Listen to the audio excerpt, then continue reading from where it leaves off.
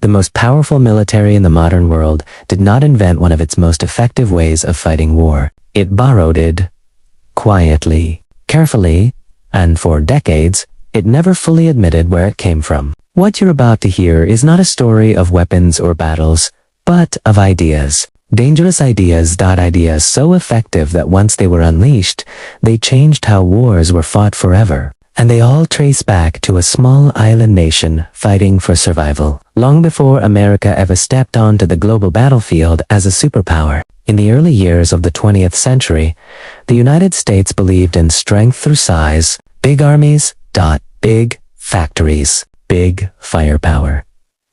Britain, however, learned its lessons the hard way, spread thin across an empire that spanned the globe. The British could not always rely on numbers. They had to rely on something else. Deception, precision, psychological pressure, and the art of making the enemy collapse without realizing how it happened. Before we go any further, if you enjoy deep military stories that uncover what history books leave out, take a moment to like this video and subscribe to Clandestine Combat. It helps the channel grow, and it tells the algorithm you want more stories like this. Now, let's continue. When World War I dragged into brutal trench warfare, British officers faced a nightmare. Millions of men were dying for a few yards of mud. Traditional strategies failed again and again. That's when a small group inside British military intelligence began thinking differently. They believed wars could be won not only by destroying enemy forces, but by confusing them, isolating them, and breaking their will to fight before the shooting even started. They called it indirect warfare. The idea was simple but radical. Never hit the enemy where he is strongest. Instead, strike where he feels safe. Attack his expectations. Control what he believes is happening. Force him to react to shadows while you move freely in the real world. This way of thinking slowly evolved into a doctrine that combined intelligence, deception, special operations, and psychological warfare. It wasn't written as a single rulebook. It existed in minds, in secret memos, and in quiet operations no newspaper ever reported. By World War II, Britain had perfected this approach. Units like the Special Operations Executive were created with one purpose: set Europe on fire without conventional armies, sabotage railways, arm resistance fighters, spread rumors, fake invasions, create chaos behind enemy lines. Every action was small on its own, but together they suffocated entire enemy campaigns. The most famous example came before Operation Fortitude convinced Nazi Germany that the Allied invasion would land far from Normandy.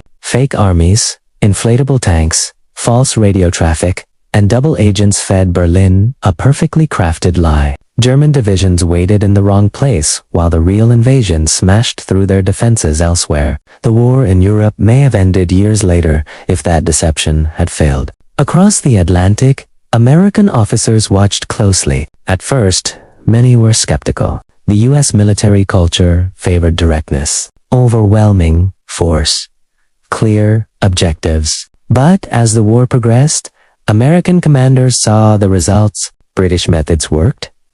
Not sometimes, consistently. Quietly, American intelligence agencies began embedding officers with British units. They studied their playbook. They learned how deception operations were planned, how psychological pressure was applied, how small, specialized teams could achieve results entire divisions could not. When the war ended, something interesting happened. The British doctrine didn't disappear. It crossed the ocean. In 1947, the United States created the Central Intelligence Agency. Its structure, mindset, and early leadership were heavily influenced by British intelligence veterans. Many of the CIA's earliest covert action principles mirrored British wartime doctrine almost word for word. Destabilize before you invade. Influence before you fight. Make the enemy doubt his own reality. Officially, the United States presented these methods as its own but insiders knew the truth. America didn't invent modern covert warfare.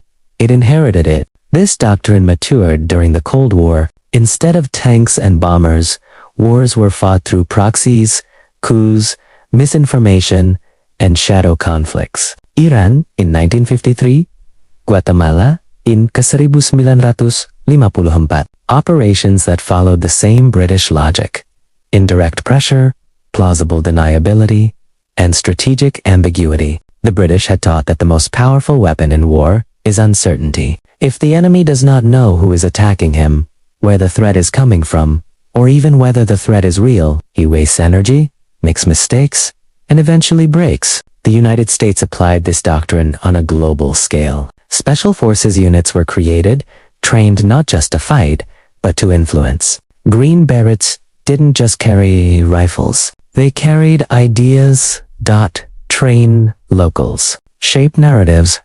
Turn small conflicts into strategic advantages. Vietnam exposed both the strength and weakness of this approach. Psychological operations, special units, and intelligence-driven warfare worked brilliantly in some regions and failed catastrophically in others. But the doctrine itself survived.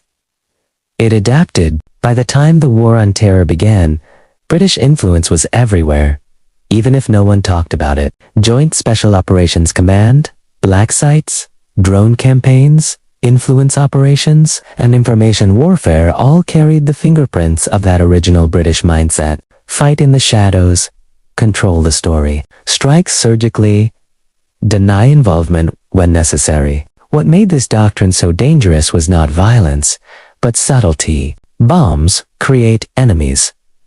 Confusion creates obedience. Fear creates hesitation. The British understood this early, and America mastered it later. Inside modern military academies, officers still study principles that trace directly back to British thinkers like Basil Liddell Hart, who argued that direct assaults only harden resistance, while indirect approaches collapse it from within. His ideas were controversial at first. Today, they are foundational. And yet, the United States rarely acknowledges where these ideas came from, not out of shame, but because mystery itself is part of the doctrine. If the enemy understands your playbook, it stops working. That is the final irony. The most influential military doctrine of the modern age thrives on secrecy. It survives by never being fully named, fully credited, or fully explained. And now you understand why. If you've made it this far, you already see how wars are really fought, not just with bullets, but with perception, with fear, with silence. This is exactly the kind of hidden history we uncover on Clandestine Combat.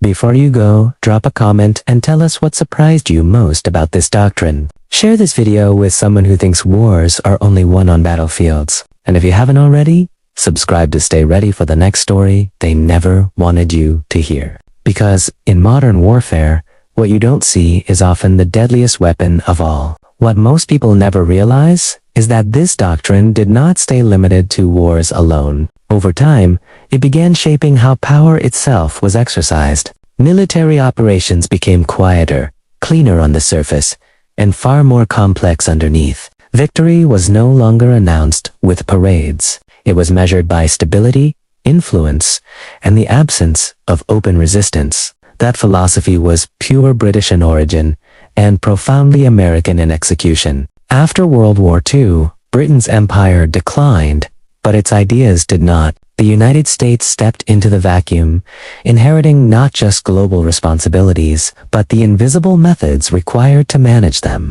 American planners understood something critical. You cannot control the world with brute force alone. You must shape events before they explode. You must win battles that never appear on maps. This is why the US invested heavily in intelligence, psychological operations, and special warfare units during the 1950s and 1960s. While public attention focused on nuclear weapons and massive armies, the real innovation was happening quietly. Manuals were rewritten.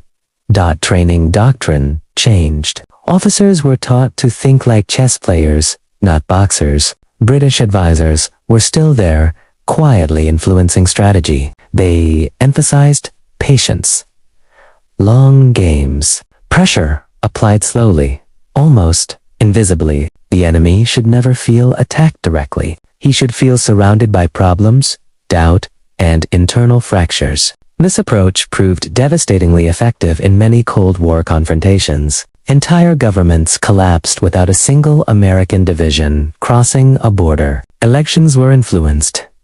Militias were armed and guided. Information was shaped long before social media ever existed. The battlefield was the human mind. By the late 20th century, this doctrine evolved again.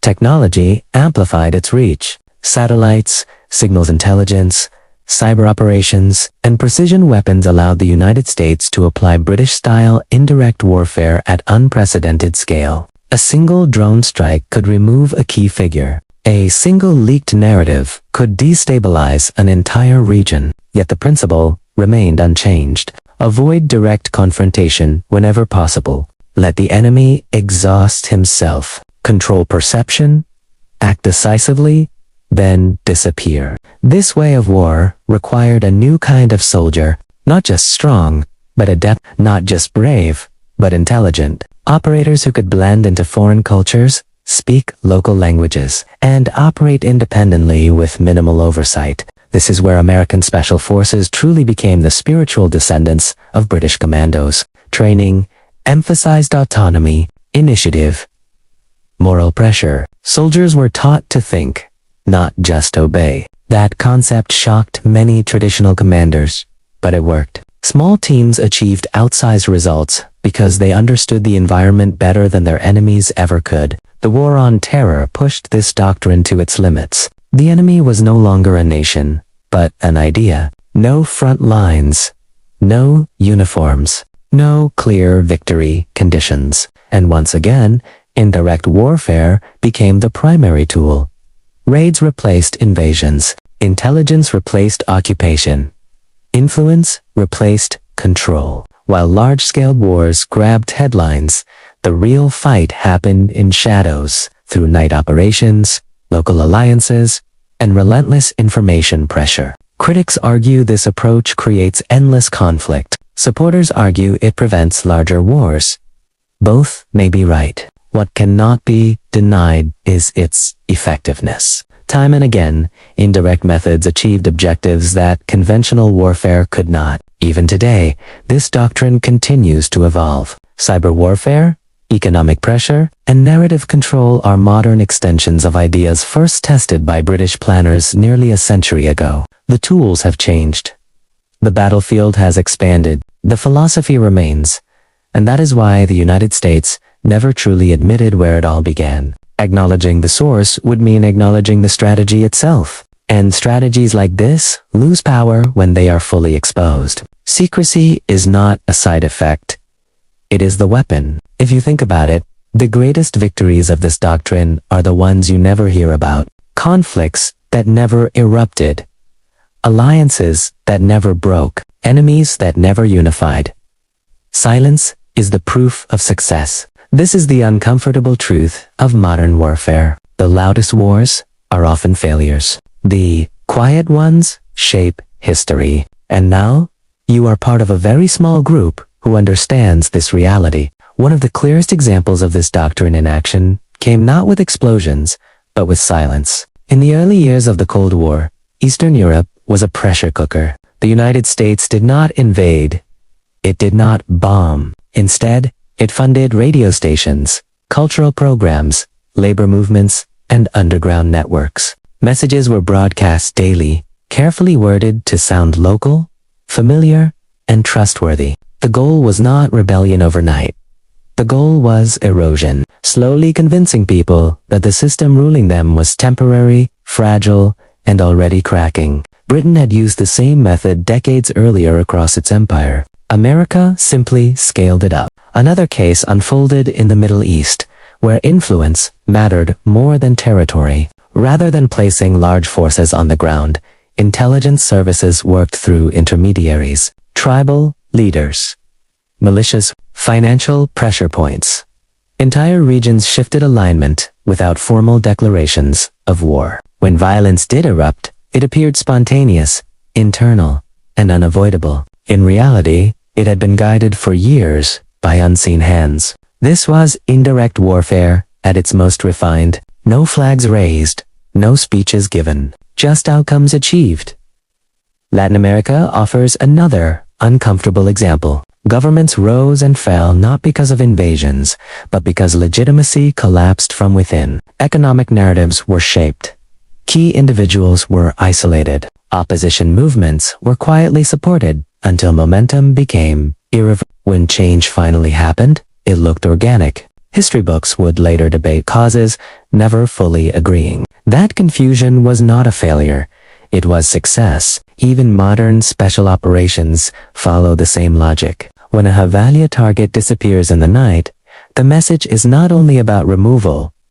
It is psychological. It tells everyone watching that distance offers no safety, and power does not need permission. The strike itself matters less than the ripple it creates. Fear spreads faster than facts. But here is where the doctrine turns dark. Because once a nation accepts that invisibility is power, restraint becomes optional. When wars are undeclared, accountability fades. When enemies are undefined, conflict becomes permanent. The battlefield expands until it includes economics, media, technology, and ordinary people who never agreed to participate. The British understood this danger early. They saw how indirect control could outlive its usefulness and poison the very stability it aimed to protect. The United States learned the technique faster than it learned the limits. Today, the doctrine no longer belongs to one country. Everyone uses it.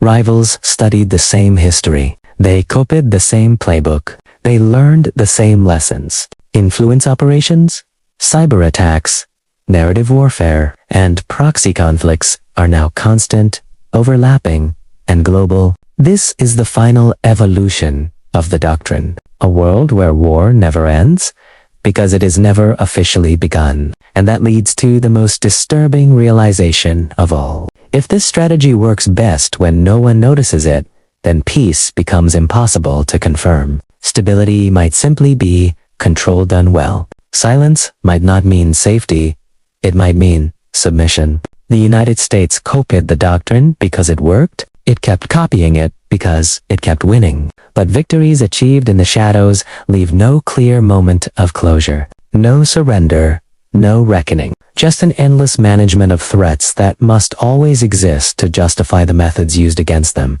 This is not a story about good or evil. It is a story about effectiveness. And effective tools are rarely abandoned, even when they reshape the world in uncomfortable ways. You now live inside the environment this doctrine created, the news you read, the conflicts you half notice, the crises that appear suddenly and vanish just as fast. None of it is random. None of it is fully visible. And that is the true legacy of the secret British military doctrine the United States copied, but never openly admitted. Not a tactic, not a unit, but a way of thinking that changed how power itself operates. There is a reason this doctrine feels unsettling once you truly understand it, because it forces you to confront a reality most people would rather ignore. Power does not need to announce itself. In fact, the more invisible power becomes, the more absolute it is.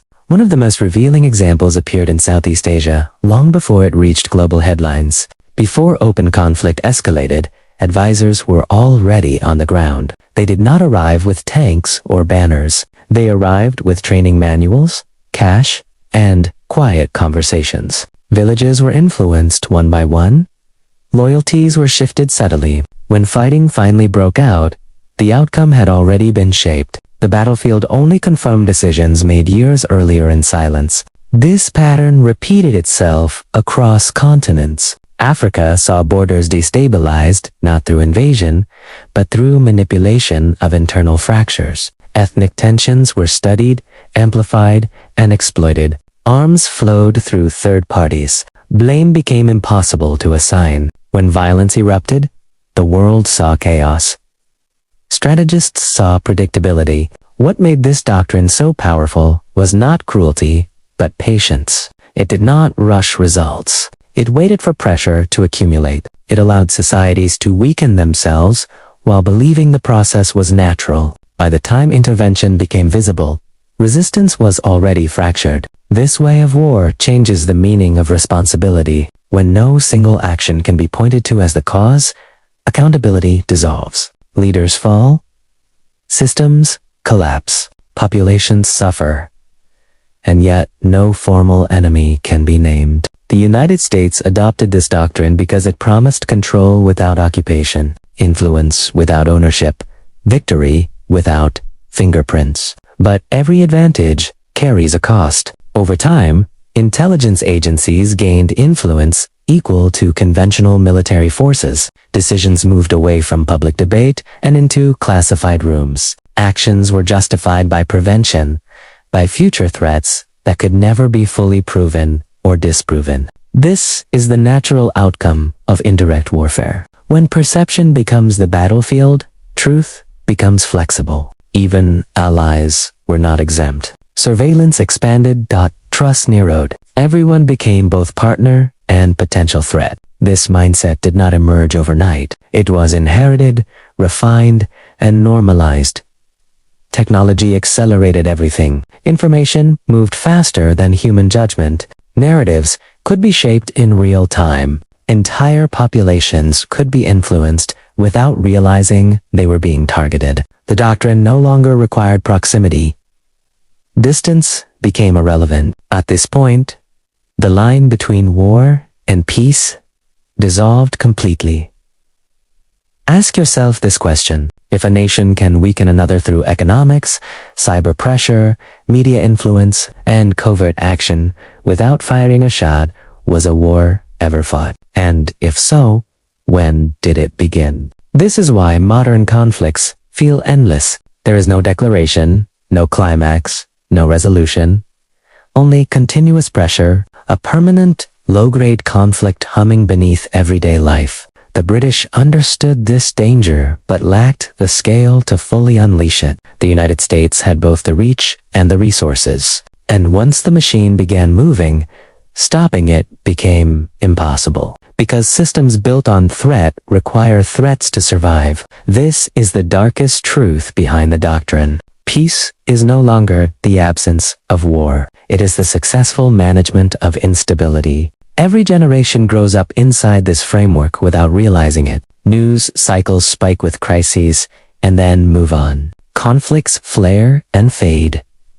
The public becomes numb, and numbness is stability's silent partner. That is why this doctrine was never openly admitted, not because it was shameful, but because naming it would invite resistance. Awareness is the enemy of indirect control. The most effective weapon is the one the target never believes exists. And now, you understand why modern military power feels less like protection and more like inevitability. Why decisions seem distant? Why outcomes appear disconnected from causes? This is not conspiracy. It is structure. The secret British doctrine the United States copied did not just change warfare. It changed governance, diplomacy, and how reality itself is negotiated between power and population. And once a society accepts this model, there is no return to innocence. You cannot unlearn how influence works. You cannot unknow how silence is manufactured. You cannot pretend that absence of conflict means absence of control. That is why understanding this matters, because the future will not be shaped by the loudest weapons, but by the quietest decisions. There is one final illusion this doctrine depends on, and it may be the most dangerous one of all. The illusion that someone, somewhere, is still fully in control. That every operation has a clean objective. That every action leads toward stability. History suggests otherwise. When power operates indirectly for too long, it begins responding to its own momentum. Strategies meant to prevent chaos start requiring chaos to justify themselves. Threats must be detected, amplified, sometimes even created, because without them, the system loses purpose. This is not malice, it is inertia. This is how permanent conflict is born. The men who designed these ideas never imagined a world where influence operations would be constant, automated, and global. They worked in an era of handwritten reports and delayed communications. Today, algorithms do what entire departments once did. Narratives self-replicate. Pressure never sleeps. And in that environment, the doctrine becomes something else entirely. Not a strategy, but an ecosystem. You can see its effects everywhere. Distrust becomes normal.